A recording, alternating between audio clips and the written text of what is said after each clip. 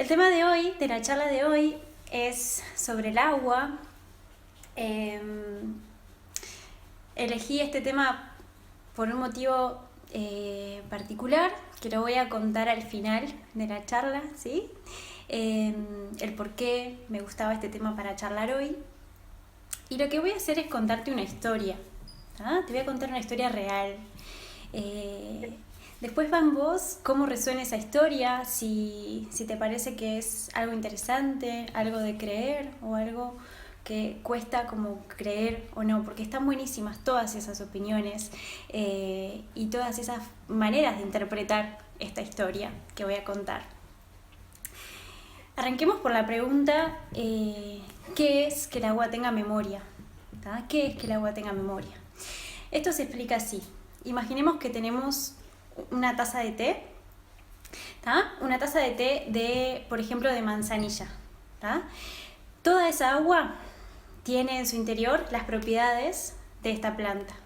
¿Pero por qué? Porque libera sus moléculas y sus contenidos, entonces quedan entremezclados con el agua, ¿correcto?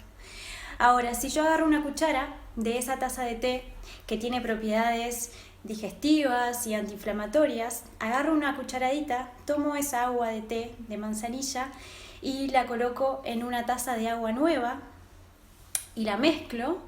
Esa agua va a tener la sustancia de la manzanilla, pero en menor medida. Lo que hicimos fue una dilución de esa manzanilla, la diluimos más en esa agua, pero toda esa agua va a contener la información porque está allí presente la manzanilla, en menor medida. Ahora imagínate que yo agarro otra cucharita y de esa segunda taza tomo un poquito de esa agua y la pongo en una tercera, lo mezclo y así en una cuarta, en una quinta, en una sexta y sucesivamente hasta llegar a un punto donde ya la manzanilla desapareció.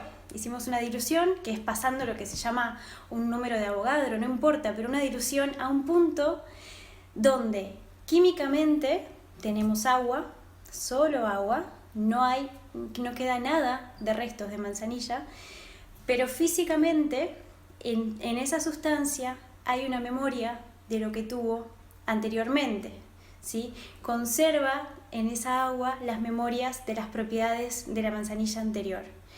A eso le llamamos con que el agua tiene memoria. Y de ahí, desde esa idea, desde ese concepto, es que te voy a presentar a un señor que se llamaba,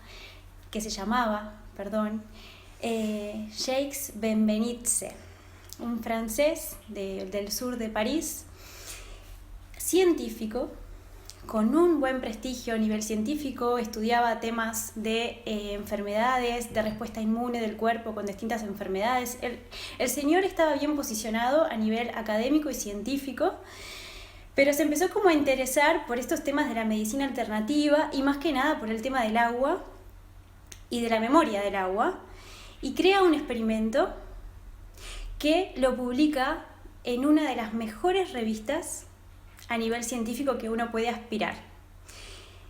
Todo científico lo que hace en sus investigaciones es intentar publicarlas en revistas científicas para expandir y difundir el conocimiento. Y dentro de las revistas hay dos que son como las mejores a las cuales uno puede aspirar por el impacto que tienen, por lo difícil que es llegar a esas revistas, porque no cualquiera publica en ellas. Y después tenés otras revistas de menor nivel y unas de nivel de impacto más bajo. Pero las dos grandes son Nature y Science, como las mejores. Este señor Benveniste, en junio de 1988, hace 32 años atrás, publica un artículo en Nature, ¿tá? Que decía que el agua tenía memoria. Imagínense en esa época despertarse y que en los periódicos la primera noticia sea Nature publica un artículo diciendo que el agua tiene memoria. La revista era la número 333 de Nature. Generó un impacto tremendo en la sociedad, no solo de Francia, sino también a nivel mundial, porque se empezó a expandir esa noticia de esa revista, de ese artículo, y todos querían ir a leer, a ver de qué se trataba ese contenido, que estaban diciendo que el agua tenía memoria, un concepto que para científicos muy ortodoxos y muy que necesitan ver pruebas claras de lo que estamos diciendo, era difícil de creer. Y lo que él hizo fue lo siguiente, te voy a contar como el experimento que él hizo para demostrar que el agua tenía memoria. Él estudiaba unas células del cuerpo, unas células de defensa del cuerpo, que son glóbulos blancos, que tienen como adentro bolsitas donde guardan sustancias químicas que cuando se tienen que defender contra algo, esas bolsitas viajan a la membrana de la célula, la membrana permite que esas bolsitas salgan al exterior y se libera ese contenido para defenderse. Él trabajaba con sustancias que provocaran a esas células para que puedan liberar su contenido. Entonces les ponía, por ejemplo, agua con restos de polen, ácaros, todo lo que pueda hacer que esa célula se defienda, ¿no? Un agua real, con eso mezclado. ¿Perdón? Realmente. ¿Dónde metía eso? ¿Cómo? ¿Dónde metía el polen? En agua. Lo mezclaba en agua y esa sustancia la tiraba y la ponía en esas células para ver si esas células se activaban. ¿Tá? Entonces, efectivamente, eran activadas y esas células liberaban ese contenido al exterior. Pero luego hizo la misma prueba con el agua memoria de ese polen. ¿Qué hizo? Diluyó esa agua, lo que hablábamos hoy del té, muchas veces, hasta que no hubiera partícula de polen, ni de ácaros, ni de nada que pudiera activar la célula, y se las tiró por arriba a ver qué sucedía, y lo que sucedió fue que esas vesículas internas se movían hasta la membrana, pero no se terminaban de salir y liberar, pero sí se activaba la célula porque se movían y se quedaban ubicaditas en la membrana de la célula. Ese fue su trabajo, eso fue lo que publicó y lo que salió en Nature. Lo más interesante es lo que pasa después en la historia, que es que tuvo una repercusión muy grande y críticas muy fuertes también de muchos científicos que no le creían, que no podían reproducir su experimento, decían que no era reproducible. Fue como que lo quemaron en la hoguera. Ese experimento no era cierto. Ese señor empezó como a perder un poco de credibilidad de sus estudios, y hasta el punto de que la revista se retracta un poco con ese artículo que habían publicado, ¿no? Y ¿cómo termina todo esto con él, con Benveniste? Pierde un poco el trabajo, ya no tiene mucho que investigar, porque en realidad lo que él hace y lo que él publica ya no es tan creíble a nivel científico, y termina como en la lona, digámoslo de alguna manera, ¿no? Y a sus 69 años fallece. Esa es la historia de él y cómo empezó el tema de el agua tiene memoria. Hubieron otras investigaciones en el correr de los años que mantenían un poco este concepto, pero eran muy pocas, muy sutiles, no tuvieron tanta crítica ni tanta revolución como la de él, pero seguían habiendo poquita cosa alrededor del mundo, poquita cosa en el tema. El asunto es que antes de que este señor fallezca, conoce a un japonés, Masaru Emoto. Masaru Emoto se conocieron en una instancia. Emoto tiene una historia también súper interesante de ver cómo él se formó, qué era lo que hacía. No era médico ni científico en sí, pero estaba muy vinculado con la medicina y con la investigación, y le interesaba el tema del agua porque trabajó durante muchos años con un agua que él le llamaba un agua informada, que tenía un efecto directo en el tratamiento de algunos órganos, con algunas frecuencias de vibración del agua. No importa. Lo que importa es que este señor Emoto tuvo un encuentro con Benveniste en todo este revuelco y se quedó como que con esa sensación de que fue muy injusto lo que le pasó a este francés, de cómo lo anularon y lo bloquearon en su idea. Y se quedó como con esa sensación de injusticia ante la situación. Y quiso no abandonar el tema del agua, sino que investigar un poco más, conocer un poco más el tema del agua y su memoria. Y crea una fundación que se llama una fundación HADO, que es HADO, que significa vibración, porque él entendía el siguiente concepto. Él entendía que tenemos el mundo de la materia, ¿tá? Que es todo lo que podemos tocar, y también a nivel micro, órganos, moléculas, átomos, todo eso es el mundo de la materia. Y después tenemos como un mundo de lo que es la vibración y la frecuencia que se centra en el agua. Es a través del agua donde quedan las vibraciones y las frecuencias. Y por eso es que él acepta la idea de que el agua tenga información y de que en el agua haya memoria, por cómo se organizarían las moléculas de agua y por la frecuencia y la vibración que hay allí en el agua, que se transmite información. ¿Y qué es lo que quiso hacer él? Él quiso pensar una manera de que sea visible que el agua tenga información, que el agua reciba información, ¿tá? Busca formas, piensa ideas y en un momento se le ocurre el hecho de congelar el agua y poder observarla por el microscopio, porque al congelarse el agua forma cristales. Eso ya se sabía, los cristales del agua congelada.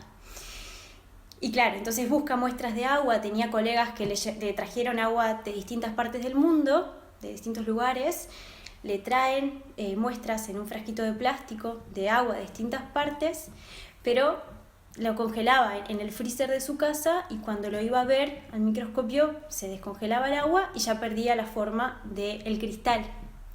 Entonces, tiene un colega, amigo, que le da una idea para ver que ese cristal se conserve y lo pueda ver al microscopio, y le da la idea de hacer lo siguiente, que el agua la congele por 3 horas a menos 25 grados y después la observe en el microscopio, pero en un clima que esté a menos 5 grados. Entonces esa agua no se iba a derretir tan fácil, iba a tener tiempo para observar bien los cristales y para poder tomar alguna fotografía de eso. Y literalmente empieza a hacer eso, 3 horas a menos 25 grados, de muestras de agua que las ponía en una cajita transparente, se llamaba una cajita de Petri, y las observaba al microscopio y empezó en algunos casos de esas muestras a ver unos cristales con una forma súper especial. Ahora tengo el libro, por ejemplo, voy a ver si se puede ver uno de los primeros cristales que vio, ahí se acerca. Esos son formas de cristales de agua de distintos lugares. Había una fuente de Londres, hay otro lugar que es una fuente de agua que está en Japón, y del río Fuji es esta que está acá. No importa, lugares distintos, y ven que la forma es como súper armoniosa. Esas fotografías él las conservó primero y después empezó a pensar que si el agua estaba en ambientes que estaban en armonía con la naturaleza, tomaban esta forma, pero vio que en lugares donde el agua estaba muy contaminada o recibía vibraciones que disturbaban mucho el agua, no se observaban estos cristales o se observaban formas muy amorfas, deformes, ¿tá? Luego pasa un poquito el tiempo y se le ocurre ver qué sucede en el agua, en agua destilada, cuando es sometida a música, a distintos sonidos, y la expone al agua a, por ejemplo, música clásica, y ahí músicas como pone a Mozart, a Beethoven, distintos tipos de música, incluso también música como más heavy metal, etc. Distintos tipos de música. Y observa, después de que sucede esa música, cómo estaban los cristales de esa agua con esa misma metodología de congelar. Además de eso de la música, después expone el agua a palabras. Les escribe una palabra por 24 horas, deja ese cartel con palabras distintas y en distintos lenguajes, en distintos idiomas. Y pone palabras como de gratitud, gracias, amor, paz, esperanza, y pone palabras como, por ejemplo, odio o no soy suficiente o estoy haciendo las cosas mal. Pone cosas así, distintos como conceptos que ven que ya suenan con distintas vibraciones. Imagínense cómo es recibido por el agua. Y pone colores también, hace la prueba con colores. Y acá les muestro algunos de los resultados de esos cristales. No sé si se ve, pero voy a contarles así un poquito lo que se ve de acá. Por ejemplo, el agua, después de someterse a la palabra amor, familia. Esto es amor, gratitud. No sé si se ve bien. Para allá sale. Ahí va. Pau, yo después te muestro a ti estas imágenes. Porque ahí va. Ok. Dale. Después, con la verdad formaban este cristal. Después acá tenemos eternidad, paz. De este lado, gracias. Yo no veo bien si se ve. Después arriba, veneración, armonía, felicidad.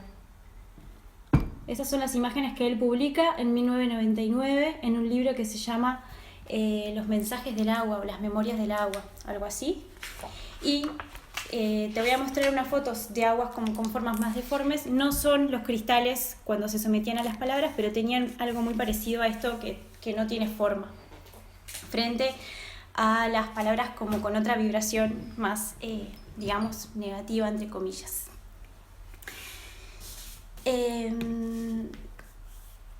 Este señor no publica muchos artículos científicos, pero publica muchos libros.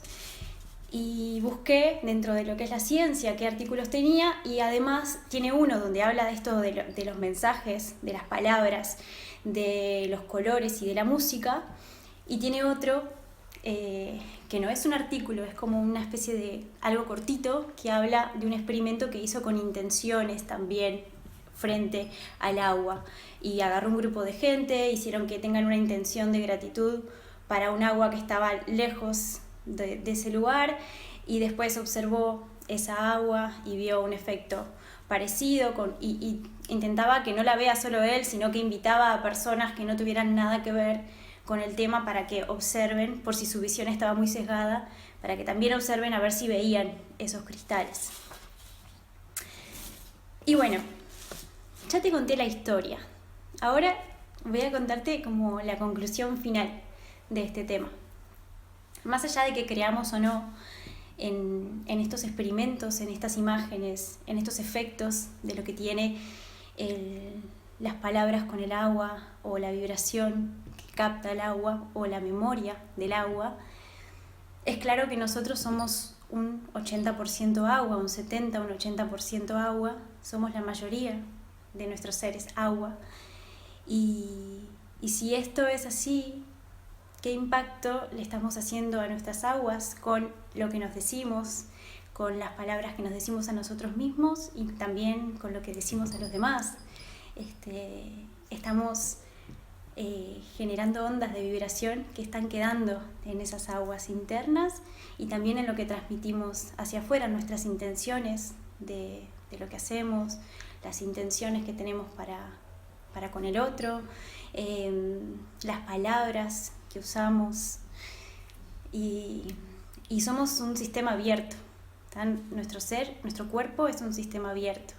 Recibimos ondas electromagnéticas de afuera y también emitimos de adentro hacia afuera.